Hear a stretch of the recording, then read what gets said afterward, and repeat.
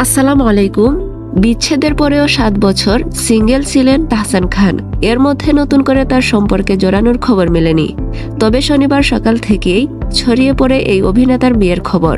বেলা গড়িয়ে রাত নামতেই জানা যায়, এদিন সন্ধ্যায় ঢাকায় একটি কমিউনিটি সেন্টারে পারিবারিক আয়োজনে মেকওভার আর্টিস্ট রুজা আহমেদকে বিয়ে করেছেন তিনি। তাহসানের বিয়ের খবর প্রকাশ্যে আসতেই ভক্তদের শুভেচ্ছা ও ভালোবাসায় সিক্ত হচ্ছেন তিনি। নবদম্পতির জন্য শুভকামনা জানিয়েছেন তারা। এদিকে তাহসান যখন দ্বিতীয় বিয়ের খবরে আরও একবার সংবাদের শিরোনামে, তখন তার প্রাক্তন স্ত্রী মিথিলার প্রতিক্রিয়া জানার চেষ্টা করেছেন নেটিজেনরা। তাহসান জীবনের নতুন অধ্যায়ে পা রাখলেও মিথিলার সংসারে ফের ভাঙনের গুঞ্জন শোনা যাচ্ছে।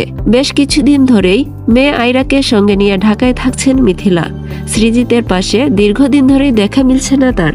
ভারতীয় সংবাদ মাধ্যম সূত্রের খবর, ওই সময় থেকে আলাদা থাকছেন দুজন।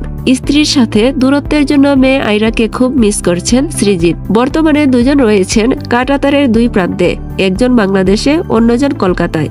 তবে কী কারণে তাদের মাঝে এই দূরত্ব সেটা স্পষ্ট নয়। এমনকি আইরাকে ঢাকায় একটি স্কুলে ভর্তি করিয়েছেন মিথিলা। বৈবাহিক জীবনে এই তারকা দম্পতির মাঝে দূরত্বের সৃষ্টি হয়েছে, সেটা সৃজিতের জন্মদিনে আরও বেশি স্পষ্ট হয়েছে। গত 23শে সেপ্টেম্বর নির্মাতার জন্মদিনেও তার পাশে দেখা মেলেনি মিথিলার।